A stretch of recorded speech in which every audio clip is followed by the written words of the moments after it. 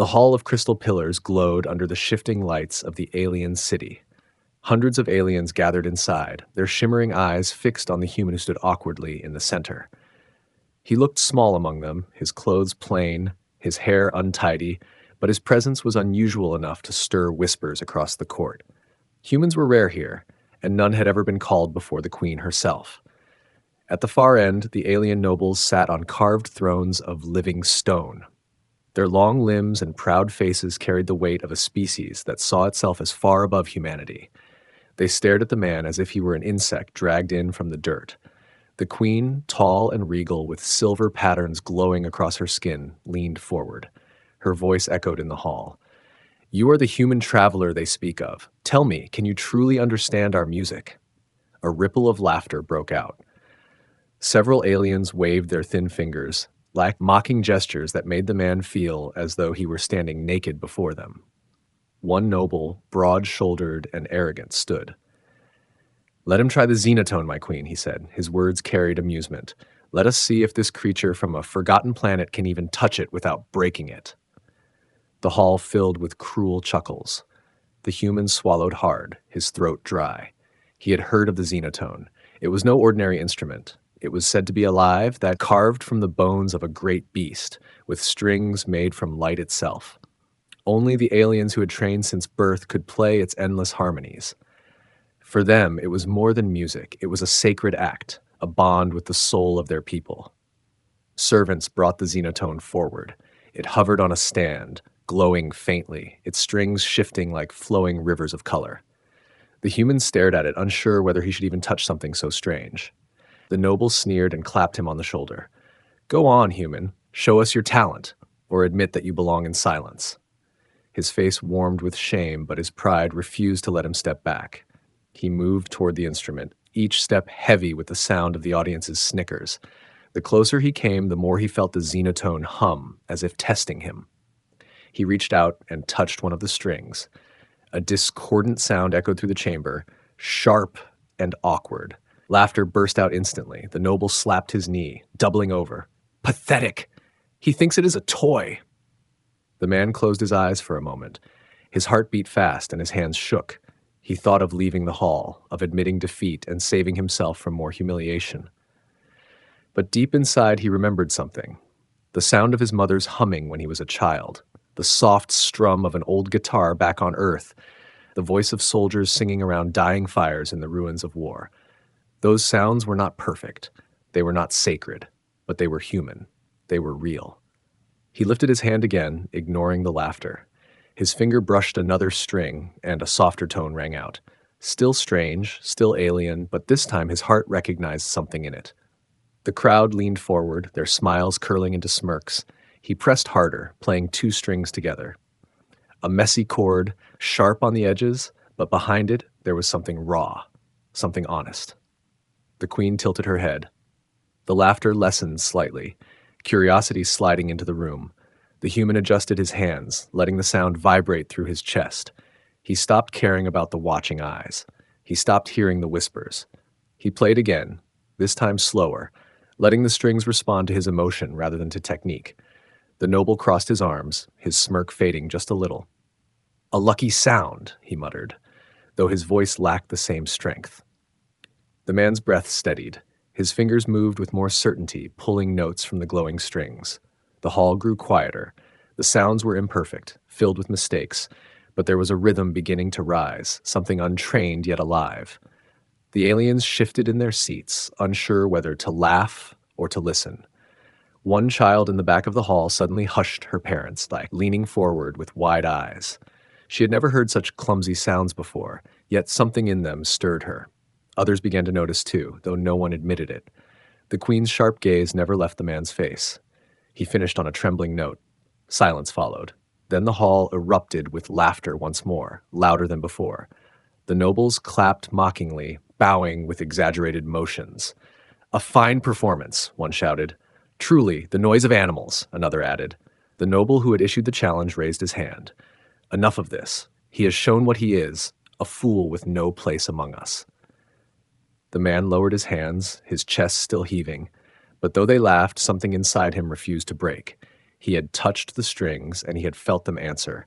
He knew the instrument had more to give if he could reach deeper. He would not walk away yet. The queen raised her hand, and the hall fell into sudden silence. Her eyes narrowed, cold and unreadable. "Let him continue," she said softly. "I want to hear what else this human believes he can do." The crowd murmured, surprised by her command.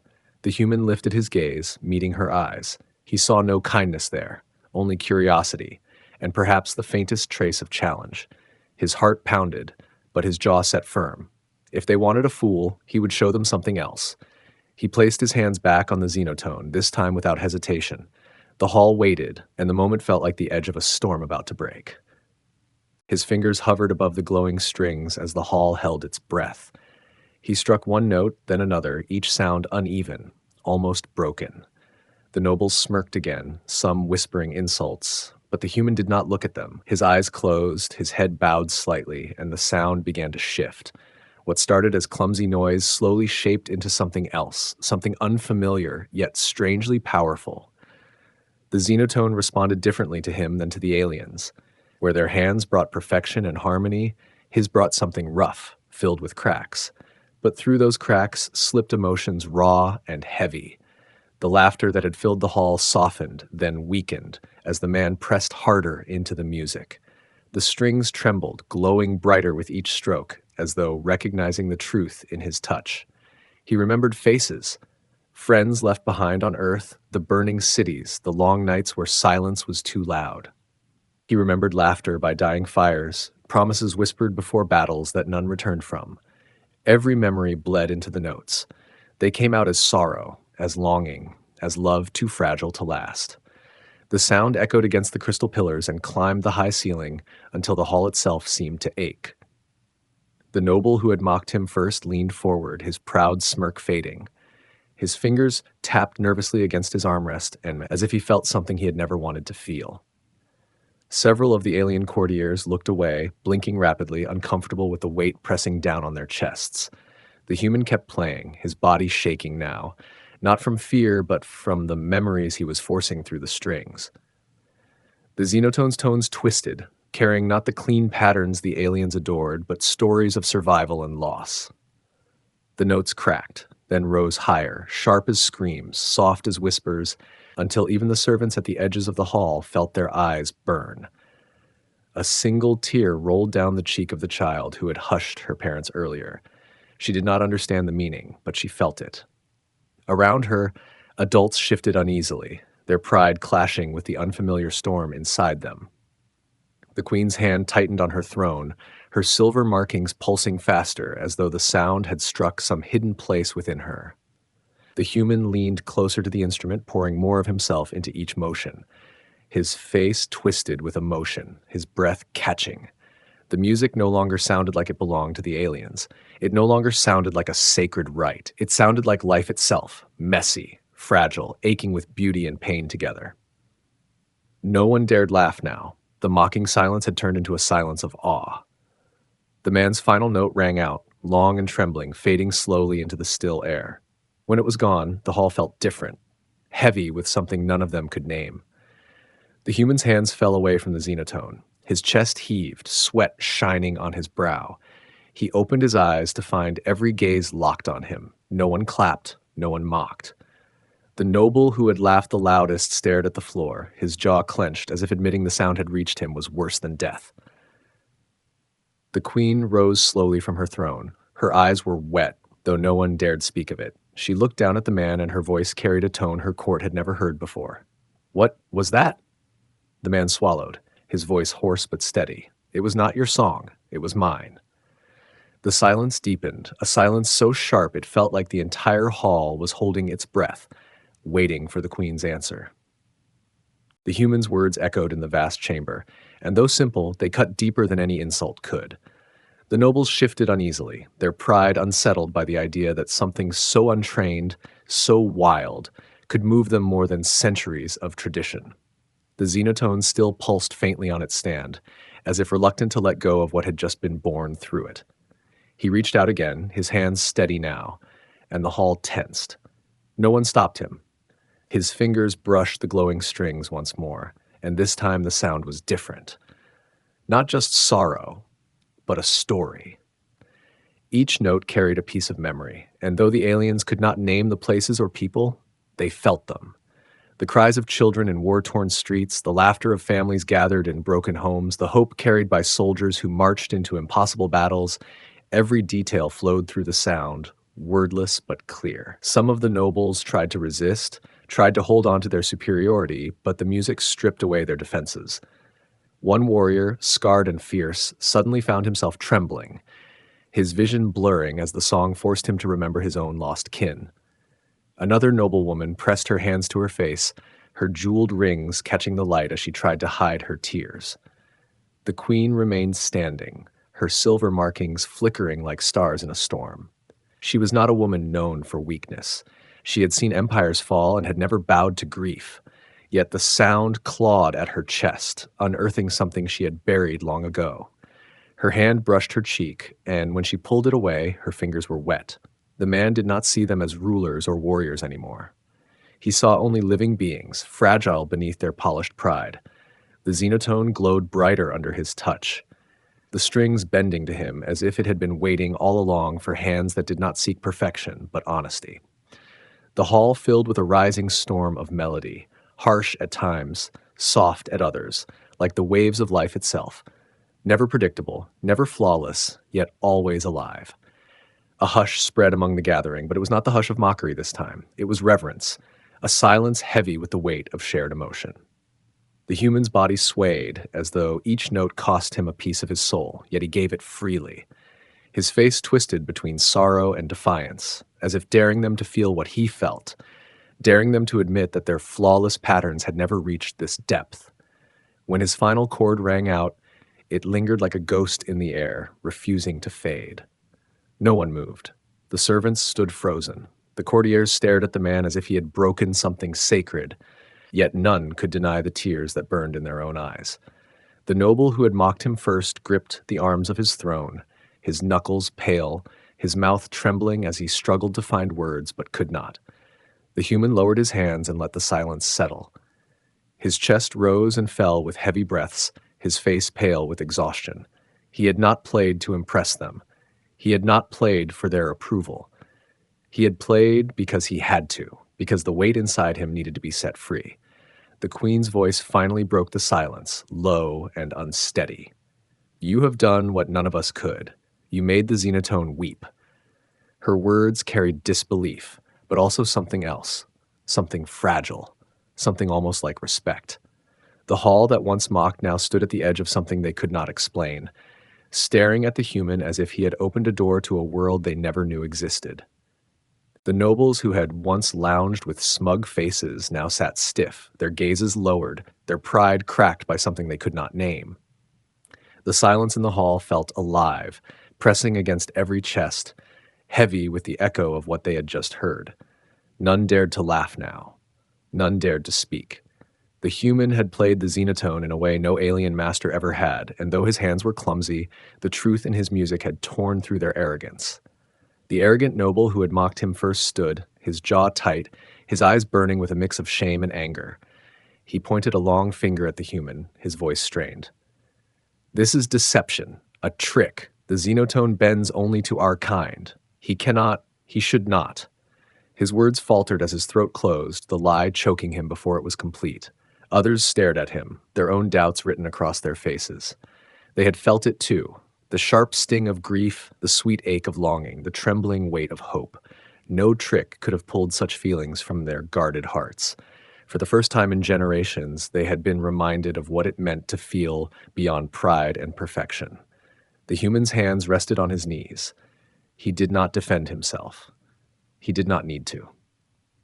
The Xenotone itself seemed to hum faintly, its strings glowing with a pale light that refused to die down as if it too recognized what had been awakened. A ripple moved through the crowd. Some of the alien courtiers looked away, ashamed at their earlier laughter. One warrior, scarred from battles, bowed his head in silence, unable to hide the tears still streaking his face. The noble who had challenged the human faltered, his authority slipping away with every heartbeat. The queen stepped forward from her throne. Her silver markings pulsed slowly, her tall frame commanding attention even without words. She looked at the human not as a curiosity, not as an insect, but as something rare, something dangerous. The court held its breath, waiting for her judgment. Her voice carried through the chamber, low but sharp. Pride has blinded us. We believed only we could understand the Xenotone, yet this human.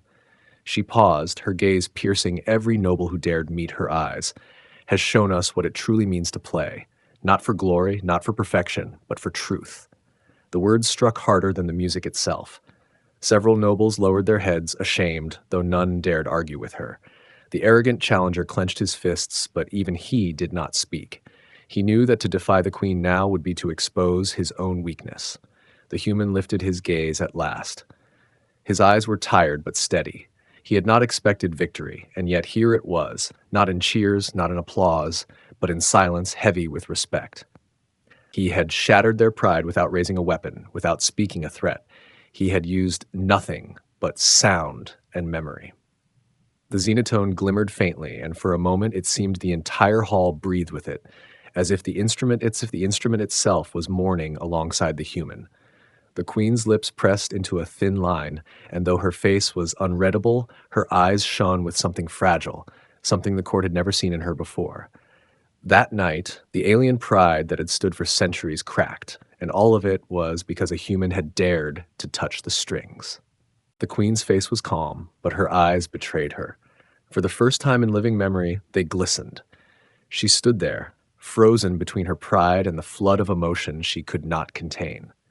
When she finally moved, it was not with anger or mockery, but with trembling steps down from her throne.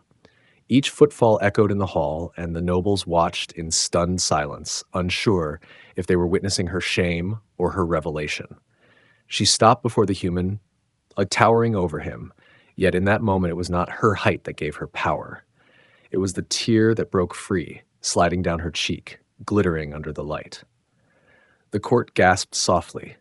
Their queen was a pillar of ice, a ruler who had seen death and betrayal without a flicker of weakness. To see her cry was unthinkable.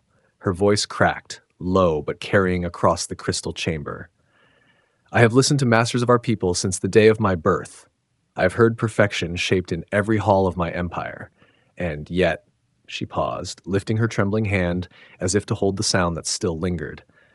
Never once did their music make me weep. The nobles looked at one another, their arrogance falling apart piece by piece. None dared to laugh now, not when their queen herself had admitted defeat before the human's song.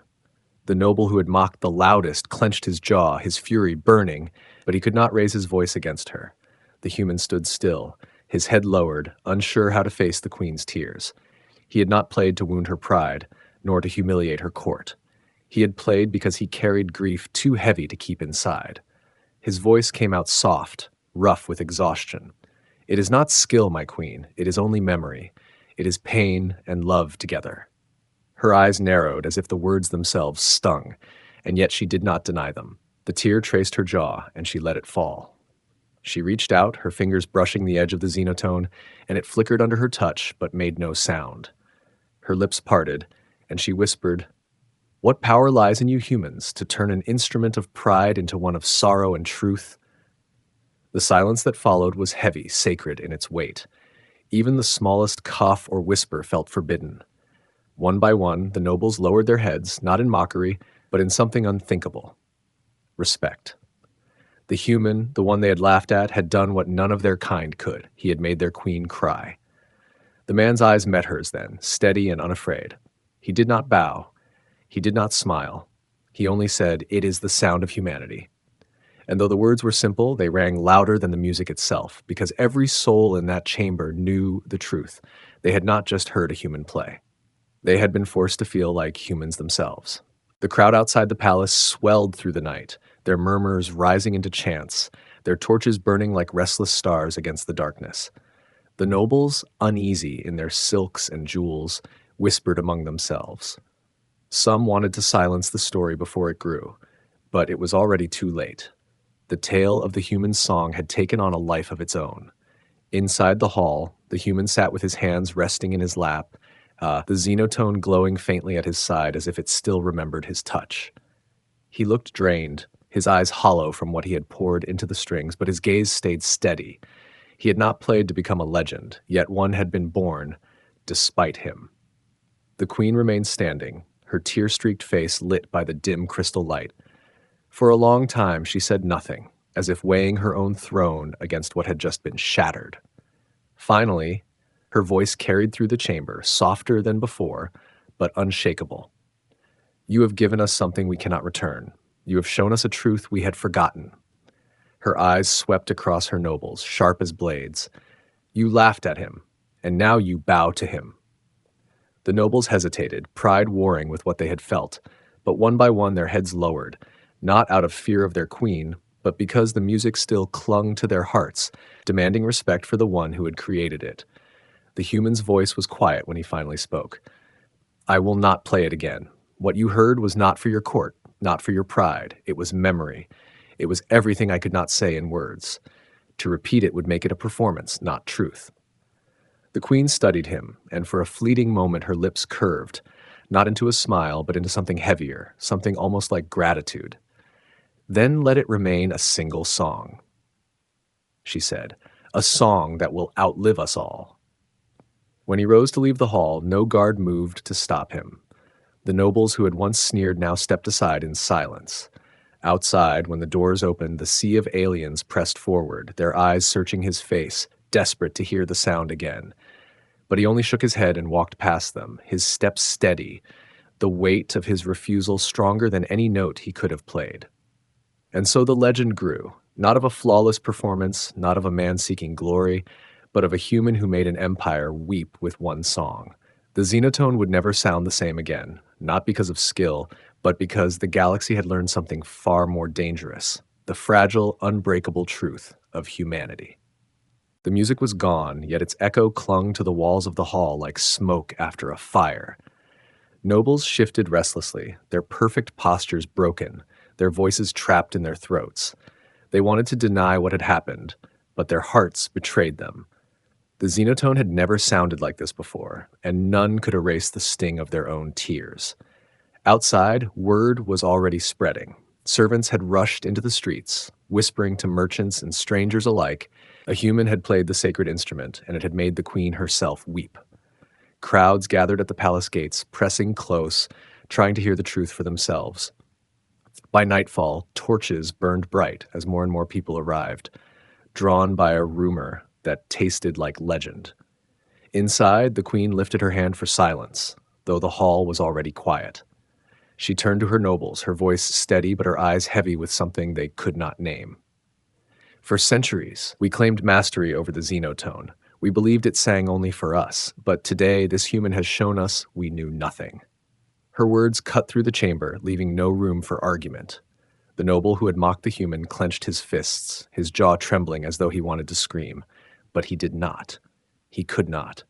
To fight against the truth now would be to expose himself as weaker than the one he mocked. He lowered his eyes, his pride shattered. The human stood quietly, his head lowered, sweat shining on his brow. He had not asked for this. He had not sought their respect. Yet he could feel the weight of their stares now, heavier than the laughter had been. They no longer saw a fool. They saw something dangerous, someone who could change them with nothing but sound. A murmur rose from the back of the hall as an old scholar stepped forward, his voice shaking with awe. "This will not remain here. Already the people gather. Already they will demand to hear him play again." The queen's gaze darkened, not with anger, but with understanding. She knew the truth of it. The music would not stay in the hall. It would spread through the city, through the empire, until even the farthest reaches whispered of the night a human taught them how to feel. And as the noise of the growing crowd outside reached their ears, the queen turned back to the human, her voice lowered, meant for him alone, though all strained to hear. "What you have done here will not be forgotten. You may not yet understand, but tonight you have changed my people." The human looked at her, exhausted but unflinching, and for the first time since he had entered the hall, he understood the weight of what he carried. His song had gone beyond the strings. It had escaped the walls. It had taken root in hearts that had never known such feeling, and now it was spreading like wildfire.